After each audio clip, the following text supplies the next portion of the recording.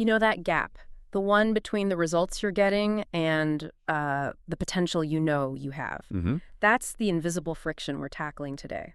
We're all in that daily race, right? Work, bills, meetings, all of it. Totally.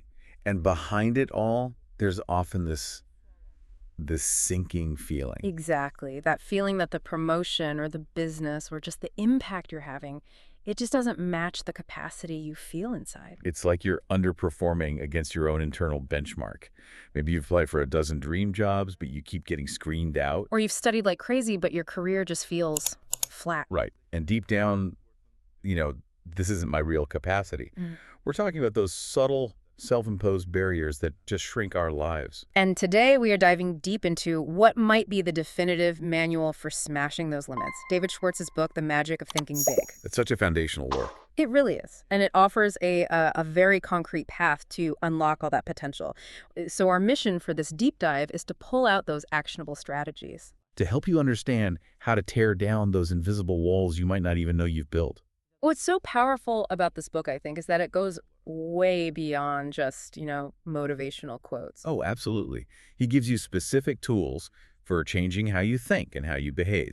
The whole premise is, it's that your circumstances only grow to the size of your thinking. So if you want a bigger life, you have to expand your thoughts first. You must. There's no other way. Okay, let's unpack that. I mean, nobody consciously chooses to think small or... Of course not. It's an involuntary thing. It's a self-protection mechanism. But you look around and you see so many smart, hardworking people who are just operating at, 30% of what they could be? Exactly.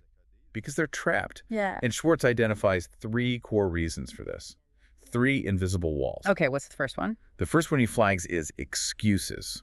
And these aren't just lazy excuses. They're really sophisticated justifications rooted in fear. Right. Not laziness, but fear. And the second? The second is wrong beliefs about the self. This is huge. It's that whole idea we absorb about intelligence being fixed, so we're constantly comparing ourselves and feeling like we don't measure up. And the third wall? The biggest one of all, really. Just plain fear. Fear of starting, fear of failing, fear of what other people will think. So if we can master these 3, we basically have the blueprint. That's the idea. So let's start with that first one, the excuse epidemic. Excuses feel good, don't they? They're comforting. They sound logical. I'm too young for that, or I just don't have the time. My industry is saturated. But they are the #1 enemy of progress. And they're born from a fear of risk, of failure, of the unknown. And the book has this great metric, right? The more successful a person is, the fewer excuses they make. Yes, and that's so important because it means managing excuses isn't a result of success. It's a prerequisite for it. It's the entry ticket. Successful people just understand that excuses are just, they're just insecurity in a nice package. Okay, so let's get specific. Let's tackle 2 of the biggest excuses we all hear and probably use. First up, the age excuse. It's too late for me. Yeah, the I missed the boat excuse. The book just crushes this. It reminds us that, statistically, the most productive years of your life are between 20 and 70, or even 75. So if you're in your early 40s, you're not even at halftime. Not even close. The idea that you're too old to pivot or launch something is just statistically absurd. He gives some great examples. There's a 50-year-old who starts a consulting business and does great, not in spite of his age, but because of it. Because of the network, the experience. That wisdom a 20-year-old just hasn't earned yet. Right. And then the flip side, a 45-year-old who goes back to college to study psychology. And the key insight there is that for a big career change, it's not about having direct industry experience. That's learnable. So what is it about? It's about how you frame your curiosity, your adaptability. Your attitude towards learning is what really sets you apart. Okay, that's huge. The second big one is time. The classic, I'm just too busy. The universal excuse. And what Schwartz points out is that this feeling of constant breathless intensity, it often signals a failure in prioritization. So you feel busy, you might be busy, but you're not actually moving your biggest goals forward. Exactly. It's often just a cover for focusing on trivial things. He says successful people don't find time, they create it. How? One powerful technique he suggests is to tackle the task you dislike the most, first thing in the morning. The old eat the frog. Yes, because that one act creates momentum, and it removes the mental drag that task would have had on you all day. It frees you up for bigger thinking. So, okay, excuses are fear-based and they sound logical. How do we actually fight them? It sounds like you need some kind of mental martial art. You do. And his first technique is a game changer. Convert excuses into questions. What do you mean? An excuse is a statement, a dead end. I can't do X. When you say I can't, you're telling your brain to shut down He just stops looking for solutions. instantly. But if you ask, how can I do X? You force your brain into creative problem-solving mode. You're activating a different part of the brain. Literally. So I don't have the money to start a business becomes, how can I get the first $10,000 in the next 90 days? That's a powerful shift, just changing one word. The second technique is to find the emotional root. Like we said, excuses are about emotions, not logistics. You have to find the fear underneath. So if I say, my project isn't ready to launch, it needs more work. The real reason is probably, I'm afraid of being criticized. So the solution isn't more work, it's a behavioral step. Like what? Like, I will show this to 5 trusted friends and get their feedback first. Yeah. You de-risk the fear. You make the action smaller. I like that. And the last one is an action step, right? Yeah, an immediate one. The 24-hour excuse diet. For one full day, you commit to not making a single unnecessary excuse. Wow, okay. It forces you out of victim mode and into control mode. So instead of I'm too busy, you say, I am choosing not to prioritize this right now. You're taking ownership of your choices. And that just chips away at the power of the excuse. That's a fantastic set of tactics. Let's move to that second wall. Our belief about ourselves, especially around intelligence. The idea that I'm just not as smart as them. It's so pervasive. But the book makes a really strong case that high achievers are not defined by their IQ. No, they're not. When you look at people with similar starting points, the difference maker isn't raw intellect, it's their mindset. Their habits, taking responsibility. Their resilience, how quickly they bounce back from failure, and just constant effort. But let's push back on that for a second. If I've believed for 30 years that I'm not smart enough, how does just deciding to believe something new actually work? That's the critical question, and Schwartz is really clear on this. Self-belief is not a feeling that just magically shows up. Okay. It is the decision to take action, even when you're not certain. And that action then creates the proof you need to build the belief. So it's not about feeling confident, it's about behaving confidently. Precisely. A runner doesn't feel like a runner before they start training. They become one by running. The belief is just the decision to put on the shoes. And the action generates small wins, which fuels the belief for the next action. It's a positive feedback loop.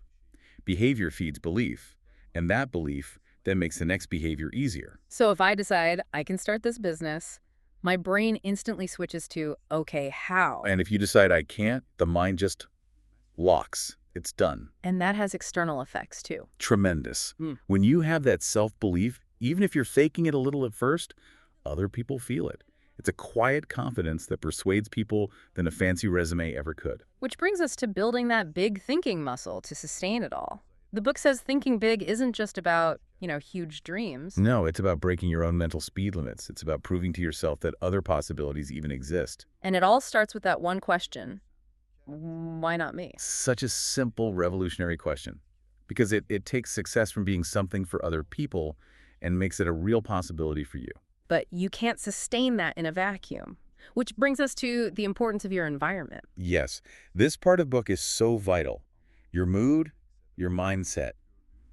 It's contagious. Your surroundings are your mental nutrition. If the soil is poor, the seed can't grow. Exactly. You need people who raise your energy, who expand what you see as possible.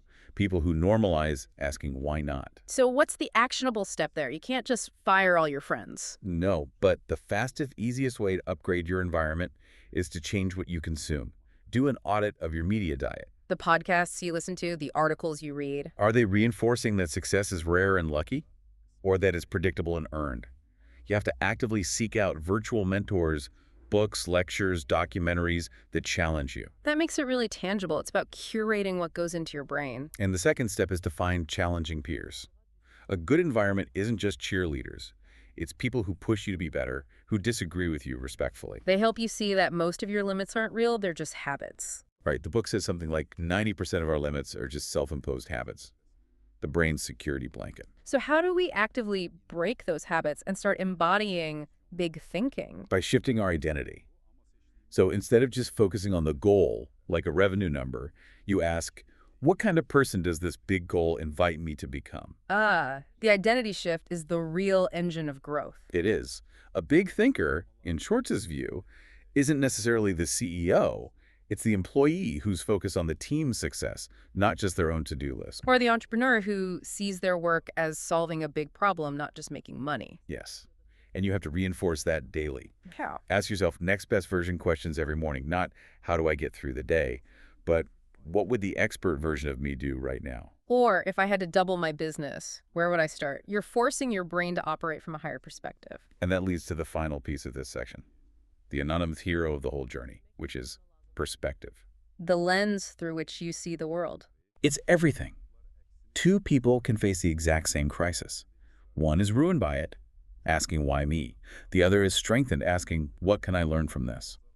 So if you have a bad manager, you don't just complain. You use it as a training ground to develop resilience and boundary setting. You reframe it. You turn a negative into a lesson. That is the ultimate mindset shift. Okay, so if thinking big, building belief, and creating the right environment are the prep work, we have to end with the most crucial step. The bridge. The bridge between potential and reality. We're talking about action.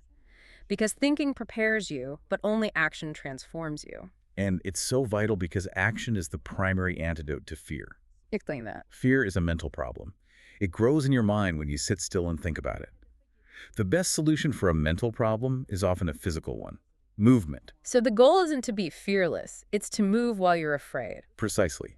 Big thinkers aren't fearless. They're just masters at taking small, deliberate steps toward the fear. They choose motion over paralysis. And taking action is a skill. It's a muscle you build. Yes, exactly. The brain learns from small successes. Okay, I did that tiny thing. I guess I can do the next slightly bigger thing.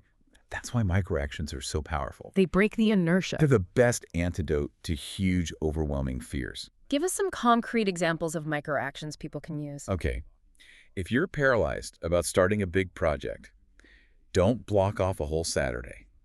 Commit to just 10 minutes of research after lunch. That's it. Okay. If you have to write a big, scary proposal, don't try to write the whole thing. Just write the first 3 bullet points. If you need product photos, take 5, not 30. These small, cumulative steps build momentum. Unstoppable momentum. And they just erode the big fears over time. So this entire deep dive on David Schwartz's work, stopping excuses, building the life, shifting perspective, it really all boils down to one thing. Taking control of the steering wheel of your own life. It is. Yeah. And we need to leave you with a final thought on that. Yeah. You don't need to be perfect to start something, but you absolutely have to start to ever get close to perfection. Right. No one is going to come and give you permission. No one is handing out an approval stamp that says, okay, it's your turn now. You can believe in yourself. That moment is never going to arrive. So the question is, what is the single non-negotiable decision you must make today to act as if you already believe in your highest potential? Because in his world, that decision to act, that is the highest form of belief. That's it right there. That is the decision you need to make right now. Go and make it. This deep dive has concluded.